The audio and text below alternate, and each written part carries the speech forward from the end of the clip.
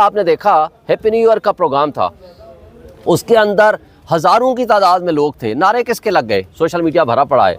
नारे लगे सिर्फ एक शख्स के, इमरान खान पीटीआई जिंदाबाद। वो क्यों?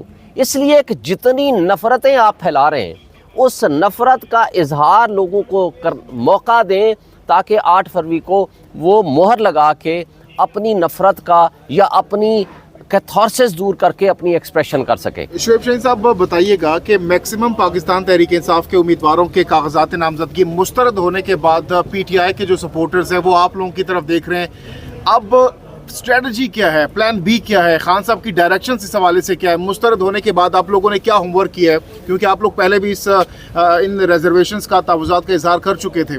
देखें, पहली बात तो यह है कि खान साहब से अभी मुलाकात हमारी नहीं हुई इन रिजेक्शन के बाद, अभी होगी कल इंशाल्लाह।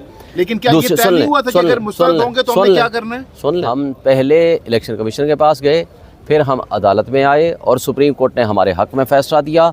हम हाई कोर्टों में भी गए और सुप्रीम कोर्ट के फ़ैसले के ऊपर अमल दरामद के लिए हमने कंटेम्प्ट पटिशन फ़ाइल की। उस कंटेम्प्ट के बाद भी जो कुछ होता रहा वो सब आपके सामने है। जो मुस्तरद हुए उनके हवाले से हम इलेक्शन ट्रिब्यूनल में भी जा रहे हैं, लेकिन उसके साथ साथ हम इलेक्शन कमीशन को भी 12 एप्लीकेशनें दे चुके हैं, जिसका अभी तक कोई रिज़ल्ट नहीं आया। हम इसलिए सुप्रीम कोर्ट को सुबह भी रिक्वेस्ट की है, अभी भी दोबारा मैं रिक्वेस्ट करूँगा, उनको कंटेम्प्ट पटिशन नंबर भी दे दिया है कि हमारी अदालतों में सुनवाई हो, हमारा पॉइंट ऑफ व्यू सामने आए और हमारा मुकदमा सुना जाए। ये हमारी एक इस्तदा है। और इसके बाद जो लीगल हमारे मामलात हैं हम उनको एजिटेट करेंगे। हम उसका कर रहे हैं। हमारी स्ट्रेटजी कानूनी है, आइनी है, हम उस पर अमल दरामद करेंगे और कर रहे हैं। शाहीन साहब, पीटीआई की सारी लीगल टीम अगर इलेक्शन में मसरूफ़ हो जाए तो खान साहब के केसेस कौन देखेगा सर? वो जेल के अंदर? देखें, खान साहब के केसेस में किसी किस्म का कोई प्रॉब्लम नहीं होगा। उनके केसेस जो वकील लड़ रहा है वो सबसे टॉप प्रायोरिटी उसको वो रखता है। इलेक्शन सेकेंडरी चीज़ है हमारे लिए। हमारे लिए जो है वो ज़िम्मेदारी हमारी ये है कि हम सबसे पहले इमरान खान के साथ खड़े हैं। इमरान खान इस वक्त सिंबल है हकीकी आज़ादी का। इस वक्त वो इस्तारा, वो अलामत बन गया है हकीकी आज़ादी का। उस शख्स के इर्द गिर्द सारी मोहब्बतें और इज्जतें उसके साथ अटैच हो चुकी हैं। लोगों ने पब्लिक एट लार्ज ने अब आज़ादी का एक इस्तारा रखा है, वो है इमरान खान। आज पूरी दुनिया में जहाँ जहाँ पाकिस्तानी बसता है वो इमरान खान के अलावा किसी का नाम सुनने को तैयार नहीं है।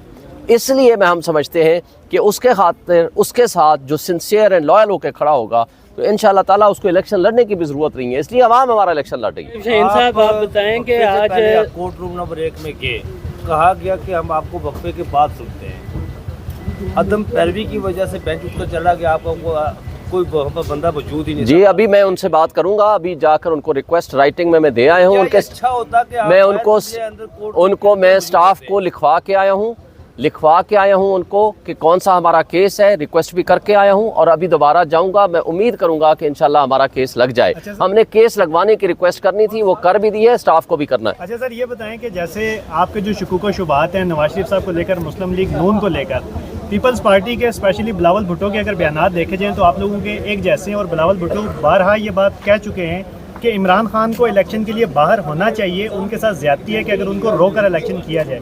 तो उनके इस बयानात को कैसे देखते हैं? उनके रहनुमा ने यह भी बयान दिया है कि पीटीआई का और हमारा मुखालिफ एक है, हमें मिलकर उसका मुकाबला करना चाहिए। देखें, अगर कोई आइन के मुताबिक अच्छा बयान देता है तो हम उसको वेलकम करेंगे, लेकिन आपने फिर जरदारी साहब का दूसरा बयान भी पढ़ लिया, सुन लिया। एक राव अनवार ने स्टेटमेंट दिलाई गई उससे और अगले दिन उनकी सारी स्टेटमेंट्स चेंज हो गई। अगर ये उनकी क्रेडिबिलिटी होगी तो हम फिर क्या कमेंट कर सकते हैं? हमें बेहतर है कि हम कमेंट ना ही करें।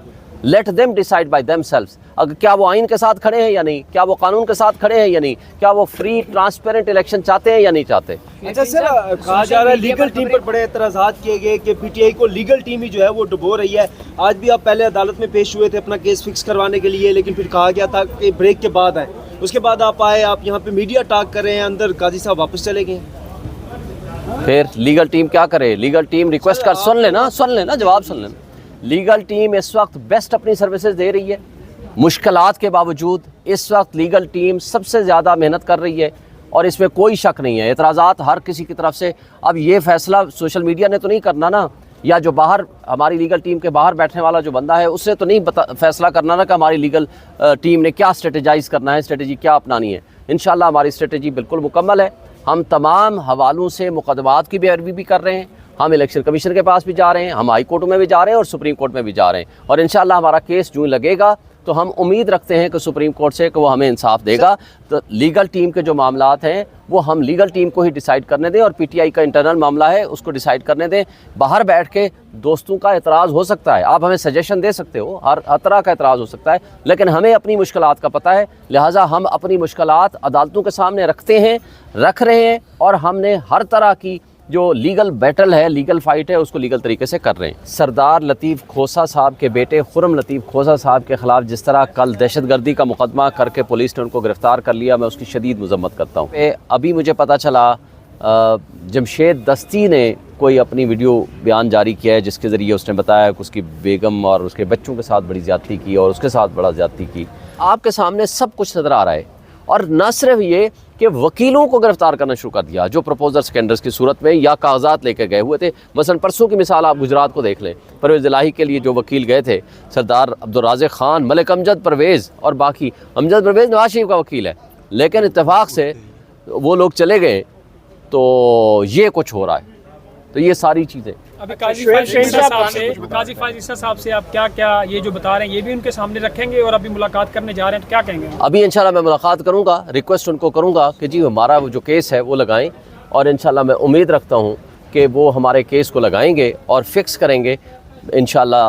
और उनको सामने ये सारी चीज़ें ऑलरेडी हम लिख के भी दे चुके हैं बहुत सारी शिकायत की सूरत में, और उम्मीद रखते हैं कि इंशाल्लाह ये होगा। शोएब शहीन साहब, लोगों के घरों में चादरों में हाथ डाला जा रहा है, इज्जतें लूटी जा रही है यहाँ तक भी कि, लेकिन आप फिर भी इसी इमारत से इंसाफ की तवक्को रख के बैठे हैं। ये लोग तो सुना है छुट्टियाँ इंजॉय कर रहे हैं, जब लोगों के घरों में रात को 3-3 बजे लोगों की इज्जतें लूटी जा रही हैं, चादरें छीनी जा रही हैं, चार दीवारी पमाल की जा रही है, और फिर भी आप इन्हीं इमारतों से इंसाफ की तवक्को रखें। देखें, हम इंसाफ की तवक्को इन इमारतों से नहीं रखते, उन इदारों से इसलिए रखते हैं कि जिनकी ये आइन के तहत ज़िम्मेदारी है।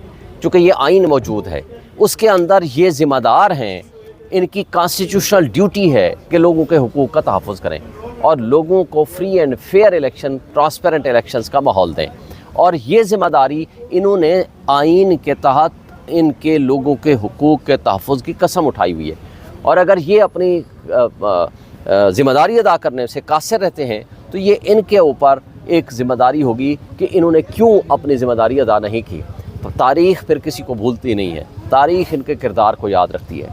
आज अच्छे किरदार भी सामने हैं, आज जस्टिस मुनीर का किरदार भी सबके सामने है, तो इसलिए अगर ये अच्छा किरदार करेंगे तो लोग इनको अच्छे, तारीख़ इनको अच्छे अल्फाज में याद रखेगी, और अगर बुरा किरदार होगा तो जस्टिस मुनीर के अंदाज़ में इनको भी याद रखा जाएगा। लेकिन एक बात मैं बता दूँ, आज भी वक्त है, तमाम इदारे, हमारी इस्टबलिशमेंट और हमारी अदलिया और हमारे वो सियासी अशराफिया या वो एलिट्स जो बंद कमरों में बैठ के फ़ैसले करती थी, वो कंसीडर करे अपने फ़ैसलों को।